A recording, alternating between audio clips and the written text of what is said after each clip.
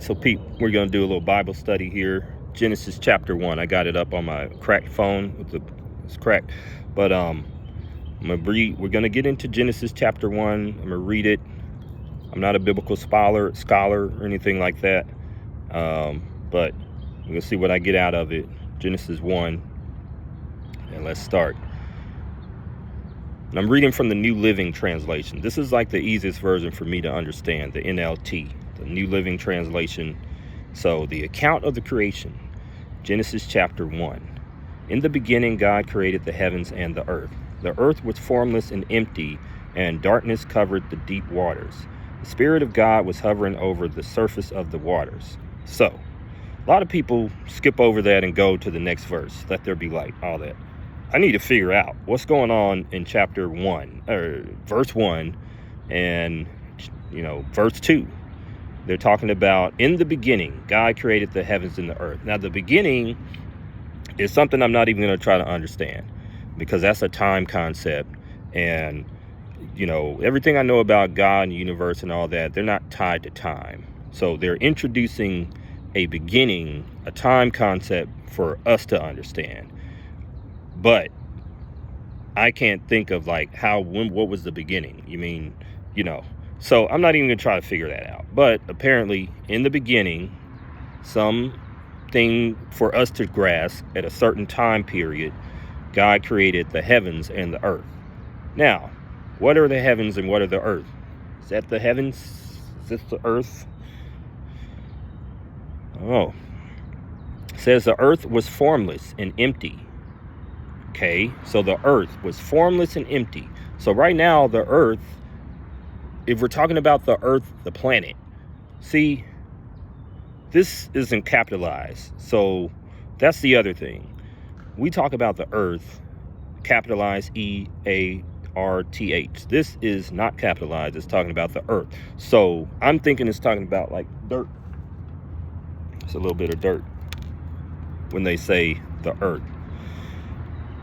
It was formless and deep. Or no, it says, what? The earth was formless and empty. So how does that look? An empty bunch of earth. Is it hollow? So like a bunch of earth is hollowed? I don't get that. And darkness covered the deep waters. Now the deep waters, we know about the waters and the deep waters here. We understand that.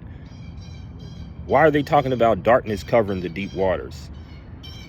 Of course, the waters very deep are going to be dark because the sun cannot even shine all the way down to penetrate that far. We know this. I know this. I don't have to look it up or Google it.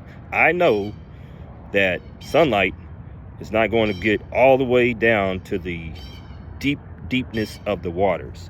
So why in verse 2, well, this is what we're talking about. Verse 2, darkness covered the deep waters.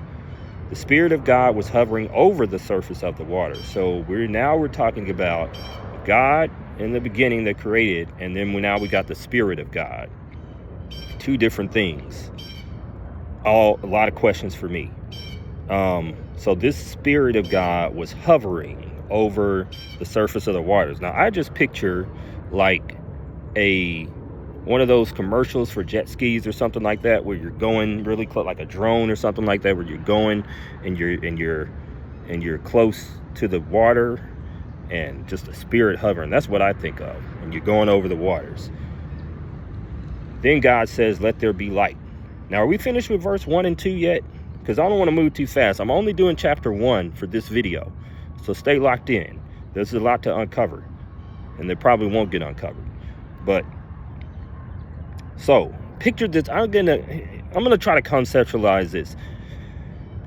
And the other thing is, you got to break apart everything you think you know about the world, unless you've seen it. So I'm looking at this. So Earth was just formless. I don't even want to say a place because I don't know if that's what they're talking about. But this Earth was formless and empty, and then there was waters. So they talked about waters.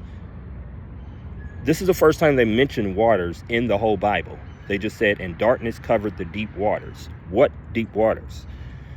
I don't know. And then now it says that the surface of God was over the waters. So then it says, God said, let there be light, and there was light.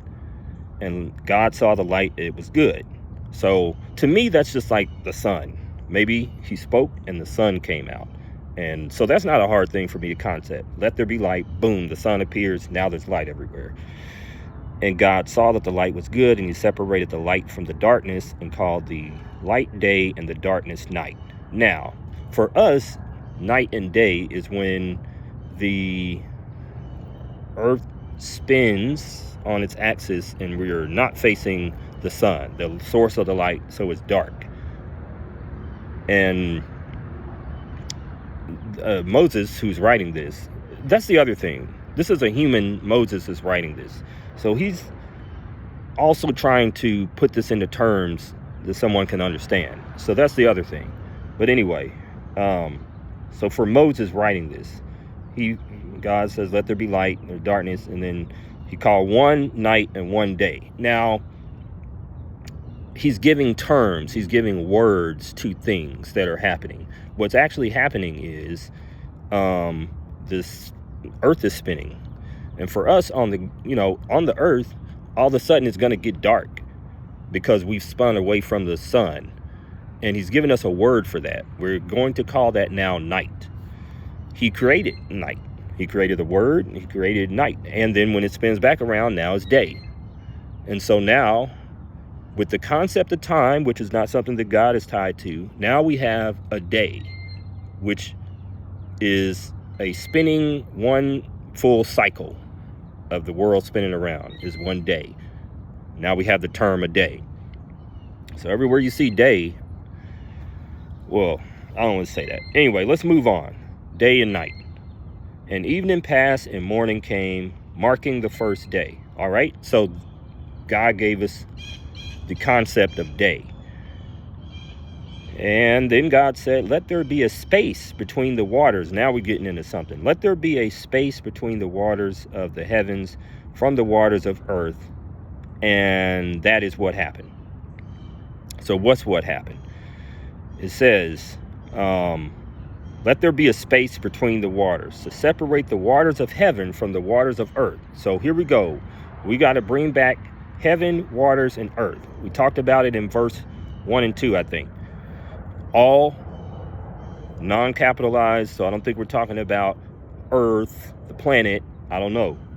But, earth, for me, they're talking about the dirt. Stuff that you can walk on, ground. Maybe that's just the concept for the earth. And the other thing that is not the earth is the water.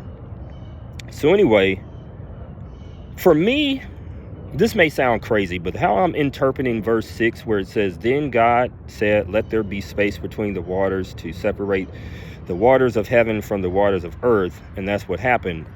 Is it possible that like space, everything was just all water, like just full of water? And then God said, let's all gather to one place. Then you got all held up to one place, right? A ball of water, all of the water that was in the face of the deep. Because apparently, separate the waters from the heavens, the waters of the heavens from the waters of the earth. So waters of the heavens. So, and then it says, God made this space to separate the waters of earth from the waters of heaven, and he called the space sky. So he's talking about the sky. All right, sky. So he gives us the concept of the sky. This is the space between the waters of the heaven, which I guess are the clouds, is what they're saying, because the waters does come down from there. And then the earth is the sea and stuff like that. So he gave us a space, which is a space that we can live in, because we can't actually live in, the water. So this is the space for us to exist in. The space between the ground and the air. And evening passed and morning came, marking the second day. So again, we're spinning around. Now it's the second day. We're still in chapter 1. Verse 9. Then God said, let the waters beneath the sky flow together in one place so that dry ground may appear. And that's what happened. So I got this one. So again, if you're thinking that all of the water is getting held in one place, this is my concept, right? We think it's all getting held in concept. And then all of a sudden, he says, let earth appear. Boop, boop. Is it like that? Is it like all of a sudden stuff started sprouting, little bitty trees and stuff like that started coming? You started seeing the ground appear a little bit from the water, sprouts. Is that like growing sprouts? So is that what they're saying, like trees and stuff appeared? I don't know. Right? And that's what happened. Then God called the dry ground land and the waters seas. Okay, so now he's separating things. We have now all the waters that were all, where he's gathering all in one place. Now these are called seas. We're taking the earth, because what does it say about the earth? Did it come out of that? Let's see. And he said, okay, all of the gather into one place so that dry ground will appear. So it all got together and the dry ground is now appearing. Now I'm thinking like all the water got sucked into like the center of the earth, like everything is like that. And as it's getting pulled, gravity is pulling the water, holding on to it, and so much so that it's peeling back and the earth is appearing. This may sound crazy, but this is like how I'm thinking that the creation may have happened, or I'm just kind of, conceptualizing. And I haven't eaten yet. It's my lunch break, but I haven't eaten. So let's get going. All right, so now we have land and now we have seas. And God saw that it was good. And God said, let the land sprout. Okay, so now we have a place now we have an ecosystem so that seeds. So let's see what happens. God says, let the land sprout with vegetation, every sort of seed-bearing plant and trees that grow seed-bearing fruit. These seeds will then produce the kinds of plants and trees from which they came. And this is what happened. All right, summarize that. So the trees that you see right here start popping up. Now, with a tree, first thing that happens is there's a seed in the ground. So we were already the ground. The seed went down into the ground, spread out, whatever kind of ways the roots go down, out, whatever. It did all that before we see anything come up through the shoot. The shoot goes all the way up, and then you have the fruit. So, and who's the fruit for? Is it for the tree right there? No. The fruit was not for the tree. The fruit was for other people to enjoy. So, the seed will produce the kinds of plants and trees from which they came. And that's what happened. And the land produced vegetation, all sorts of seed-bearing plants, trees with seed-bearing fruit. So he talks about seeds. So he's not just giving us the tree. These are trees with seed-bearing, all sorts of seed-bearing plants that have seeds in them. Each seed doesn't just have one fruit. It has many, many fruits and a whole tree and everything else that goes with it. These are all packaged together, care packages, for us to figure out. The seeds produce, okay, and God saw it was good. And evening and morning came, marking the third day. So that was the third day. Now we've got an ecosystem working. There's nothing, So look at how this order, I'm gonna get to that later. Let's just keep going. How many, let's see, it's 31 verses. And so day 3 or day 4. Right. Then God said, let lights appear in the sky to separate the day from night. Let them be signs to mark seasons, days, years. So now we have time, but now we have signs of the time. God is giving us the time, seasons, the days, the years, concepts of time for us to grasp. But then he's also lost my train of thought. He's also giving you names for them, seasons. Signs. He's giving the signs. So we know some of the signs of the seasons, right? This isn't nothing that we got to go and figure out. It's winter because there's no leaves on it. You see what I'm saying? There's nothing. We can still. This is still relevant today.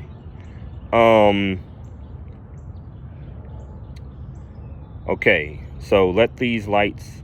So now we have the lights. The lights, so they're the stars. And that's what happened. I guess they must be the stars. Let the lights in the sky shine down on the earth, because that's what happens with stars typically. And then God made 2 great lights, a large one to govern the day and a smaller one to govern the night. And he made the stars. God set these lights in the sky to light the earth, to govern the day and the night, and to separate the night from the to separate the light from the darkness. And God saw that it was good. And even passing, all right, I got to break all that down, because now we're getting into some astrology, and this is my main purpose for doing this, because I've seen some weird stuff here lately out in the sky, looking some stuff up.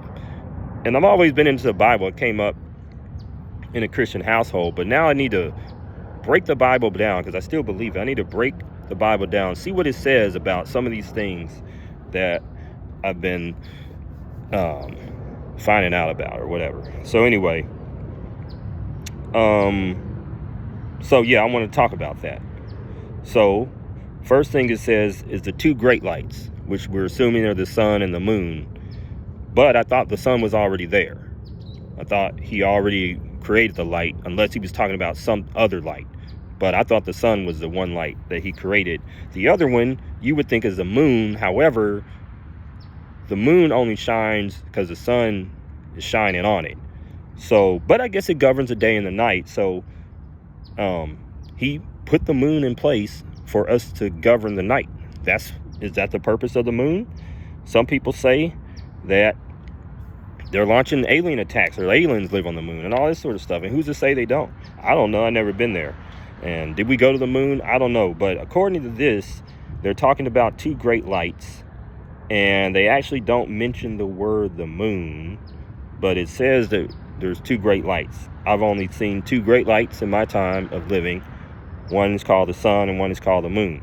So I'm assuming that's what they're talking about, and we will move on. So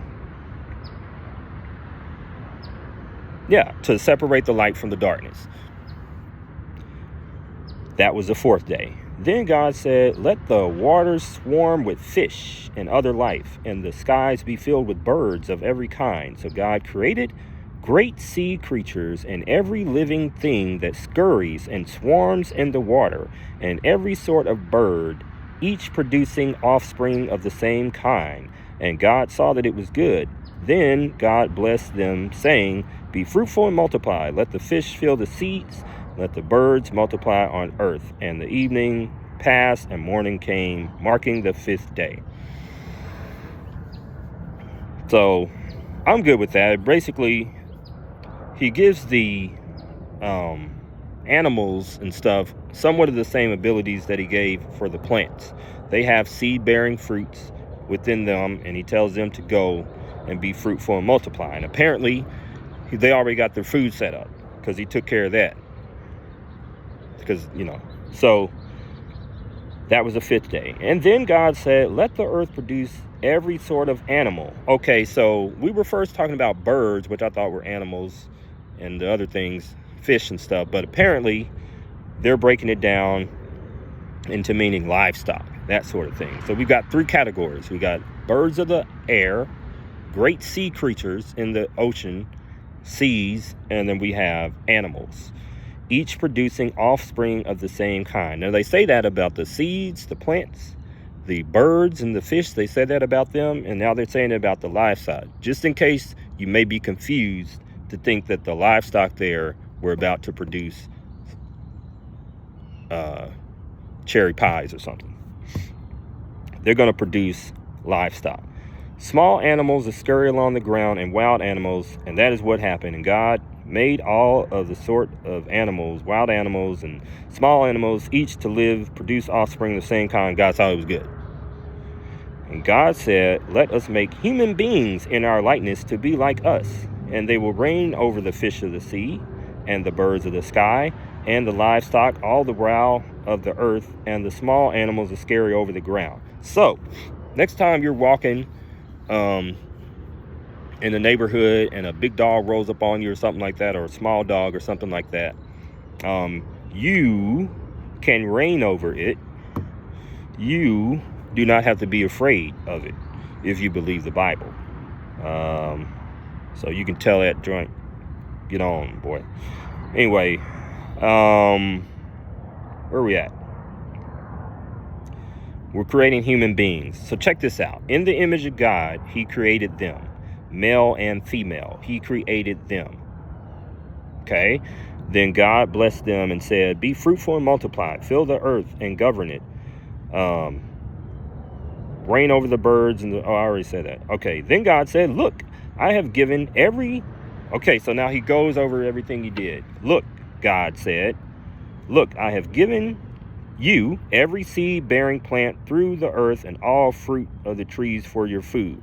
And I have given every green plant as food for all the wild animals and the birds in the sky and the small animals that scurry over the ground, everything that has life.